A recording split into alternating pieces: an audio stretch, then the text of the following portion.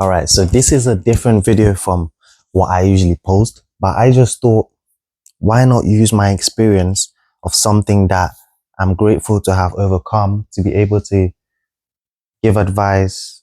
That's what YouTube channels are for. To post stuff that are going to help people, entertain people, advise people, whatever. So this is going to be a super casual video. I'm really not even going to edit it. I'm just going to talk, upload it. If you gain something from it, you do. If you don't, you don't. Again, this is my personal experience from my perspective. And yes, the title is not clickbait. I stopped gooning in 2019. I don't even remember the exact day anymore. 2019. So what? It's been 5 years and something months, or 6 years now that I stopped. And if you are looking for a sign, this is your sign. But if you are looking for some big miracle moment of like, oh yeah, this is the day, boom, let's go. That's not how it works, really.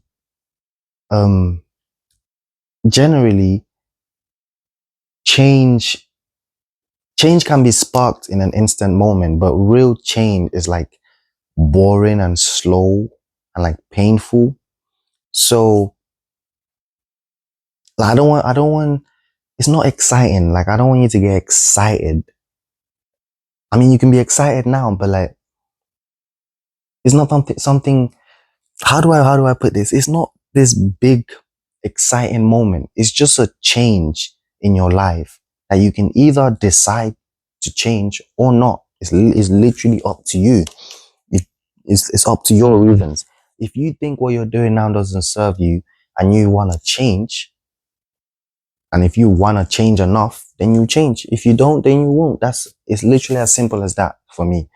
I say that to say my experience, it wasn't like one day I came back and I hit rock bottom and I was like, yeah, this is it. I'm going to stop. That could be the case for you.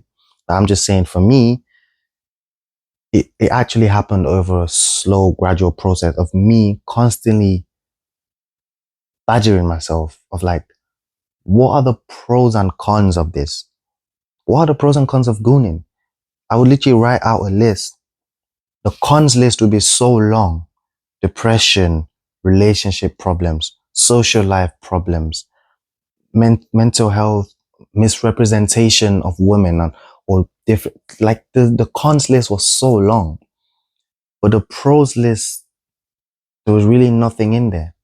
And so it becomes a logical thing where it's like, as someone, I consider myself to be someone who has a progressive mindset. What kind of affirmation, what kind of integrity am I showing to myself and to the world if I say I'm a progressive person, I have a progressive mindset, and I'm constantly doing this thing that is the complete opposite of who I say and I think I am? And so this video, I'm going to basically break it down into 3 steps of how I quit and how you could quit. These are like 3 phases. And let me not call it steps. These are phases of what I think generally most people go through, and how to overcome those phases and go through those phases and what those phases mean. I got some notes here, a little bit of notes, some stats and things which are insane. I found out that 8% of the world is affected by porn addiction, which is how many people? 1.6 billion? I don't know. Someone do the math. And 93% of boys and 62% of girls are exposed to porn between the ages of 9 and 13, which is insane. I feel like that number is actually probably going to get lower as well, because I see more and more toddlers having iPhones and Androids these days. Like, everyone has a smartphone and it's really not that hard to access if you really wanted to. And porn addiction, this is a big one, I think. Porn addiction is a significant contributor to more than 56% of divorce cases. So again, this links back to the idea of, if it's not serving the type of life you want, the type of life I want is one where I have full control of all my mental and physical facilities. It's one where I find an amazing wife, have amazing kids, and we settle down. is one where I achieve my goals, I set out projects, I set out things to do, and I accomplish them. And those things give me fulfillment, they give me happiness, and they drive me to live a fulfilled life. And so those things were not really in alignment with what I was doing. Like I've just read out, 56% of divorce cases are directly, can be linked to porn addiction. So if I'm here sitting here, I'm talking about, oh, I want to find a beautiful wife and settle down, then why am I doing this other thing that's going to lead me to have a divorce? That's going to lead me to have a dysfunctional view of relationships? Again, it's up to you to consider if the lifestyle you're living now is directly contributing to the type of person you say you are. So the first step with quitting is replacing it. So you want to start slow, and the slowest way to start is just make it in a way where you don't have time to even do it. You know, give yourself responsibilities, be busy, start doing more chores around the house, start cooking, go to the gym more, start a business, whatever. Fill up your time, because a lot of the time is because of idleness. When people are idle, those emotions creep up, and then because they might not have they might not feel comfortable being alone, being in silence, negative emotions are very easy to creep up and just overwhelm them because they don't have that control, or they're not fully comfortable with themselves in silence. So take away that silence for a bit. Again, this is not a long-term solution. This is a quick short-term fix. This is just the first phase. Take away that idleness so you don't even have time to think about it. You know, a week will go by and you'll be like, oh, damn, I've been so busy doing this and this and that. I forgot to goon yesterday. I usually goon on Mondays, but on Monday, I had a business meeting. How can I goon when I'm doing business and I'm making business moves, you know? So replace it with something productive, so you don't have that constant chatter of like, come on, just 10 minutes. Let's just do it. Let's do it here. You know, we have free time, so let's just squeeze it in. You don't want that. Again, this is a short-term fix. The next phase you're probably gonna go through, when you've replaced it with idleness, it gets to a point where you get burnt out. So when you're replacing the idleness with lots of different tasks and lots of different things, that might seem good, but ultimately you will get exhausted. We as humans, we need that downtime. We need that alone time. We need that reflection time. And when you're not getting that, you will get burnt out. And then that's where you can relapse really badly. Because again, that links back to the idea that I said before, is when people are mentally tired and exhausted, where they look for that outlet. And so to stop that, what you want to do, or what I did, again, remember, this is all my experience, what I did and what worked for me. What I did, when you get into that burnout phase where it's like, okay, I've replaced all my idle time with this and that, but I'm kind of tired now, you know. Sometimes I do just want to chill and sit back and be idle. You want to start practicing idleness.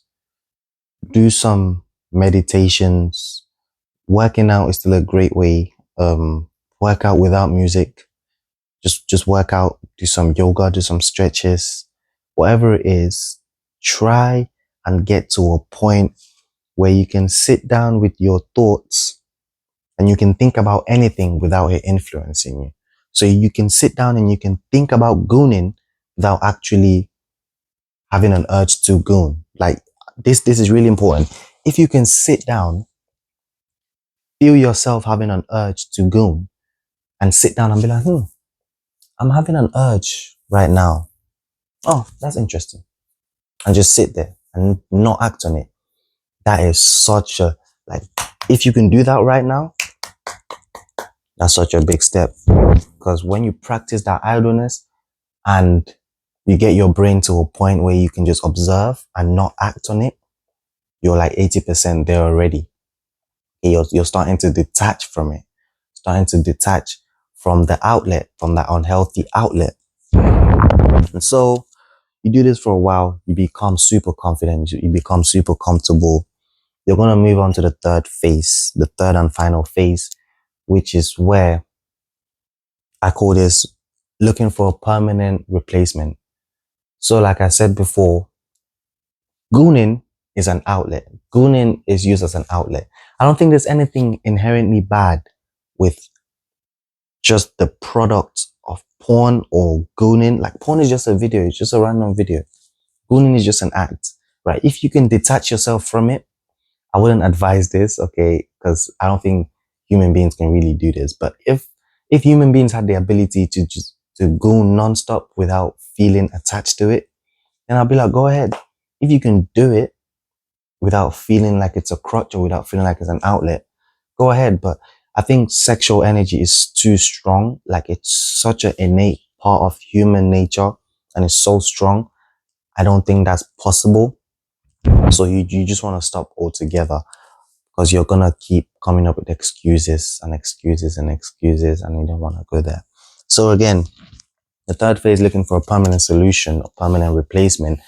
This just means whatever the outlet of gooning was doing for you, find it in a healthier replacement.